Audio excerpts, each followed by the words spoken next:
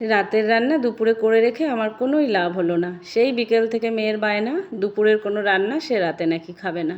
কি গরম পড়েছে বলুন তো।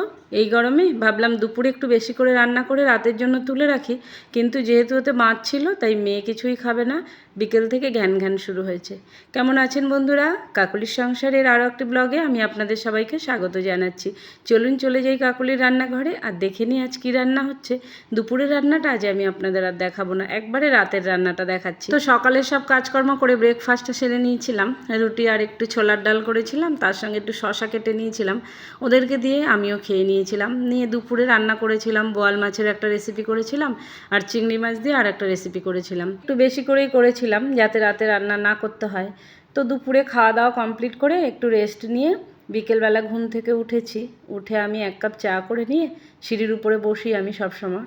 তো সিঁড়ির উপরে বসে একটু রাস্তার দিকে তাকিয়ে বাচ্চারা খেলাধুলা করছে, যা গরম পড়েছে তার মধ্যেও বাচ্চারা খেলছে, কি করবে, সারাক্ষণ ঘরের মধ্যে গরম।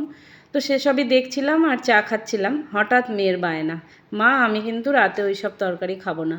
আর আমিও একটু রাগ হয়েছে যে গরমে আর পারছি না রান্না করতে। আমি বললাম বাবু আজকে একটু রান্না করো তো, গ্যাসের কাছে দাঁড়িয়ে দেখো কেমন লাগে। তো মেয়েও তেমন একটু হার মানলো না, বললো ঠিক আছে চলো আমি আজকে রান্না করব।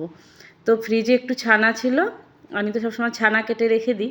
তো ওই ছানাটা দিয়ে ও বলল আমি একটা কোপ্তা তরকারি করব। তো আমি বললাম ভালো করো, কিভাবে করছো। এবার ওরা না একটু পেঁয়াজ রসুনের ফ্লেভারটা ভালো খায়, তাই পেঁয়াজ রসুন দিয়ে ও রান্নাটা করছে। দেখুন আমি ক্যামেরা করছি আর ও রান্না করছে। তো ওই যে একটা মশলা করে নিল, আদা রসুন পেঁয়াজ, ধনে জিরে গুঁড়োটাও পরে দেবে।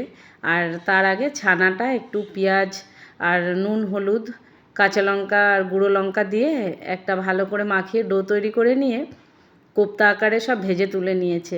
নেয়ার পরে একটু আলু লম্বা লম্বা করে কেটে ওই করছে সব, আমি কিচ্ছু বলছি না। তো যাই হোক ওইভাবে আলুটাও দেখলাম ভেজে তুলে নিল। দেখেছে তো মা রান্না করে না, ও সেইভাবেই শিখেছে। একটু জিরে তেজপাতা তেলের উপরে দিয়ে দেখুন ও একা একা পেঁয়াজ কেটেছে তো একটু বড় হয়ে গেছে। আমি বললাম ঠিক আছে আস্তে আস্তে হবে, করো। তো ওই যে ও করলো, ওটা পেঁয়াজটা একটু ভেজে নিয়ে আর ওই যে মশলাটা করে রেখেছিল টমেটো আদা রসুনের যে পেস্ট ওটা দিল।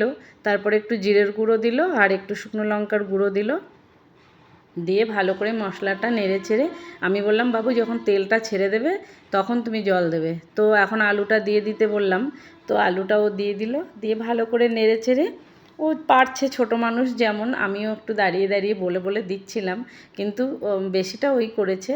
তো এই যে মশলা ধোয়া জলটা দিয়ে যখন ঝোলটা ফুটেছে তখনও কোপ্তাগুলো দিয়ে দিয়েছে, দিয়ে সুন্দর করে ফুটিয়ে একটু গরম মশলা দিয়েও নামিয়ে দেবে। বললাম যদি তুমি মিষ্টি খাও একটুখানি চিনি দিয়ে দাও, তো একটুখানি চিনি দিল আর গরম মশলা দিয়ে ভালো করে নেড়ে চেড়ে ঢেকে রেখে দিয়েছিল কিছুক্ষণ গ্যাসের উপরে।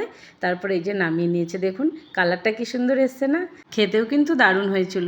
যাক আমার মেয়ে রান্না শিখে গেছে, আমার আর চিন্তা নেই। তো কেমন ছিল আজকের ব্লগটি অবশ্যই কমেন্ট করে জানাবেন, ভালো লাগলে একটা লাইক করবেন। সবাই সুস্থ থাকবেন, ভালো থাকবেন।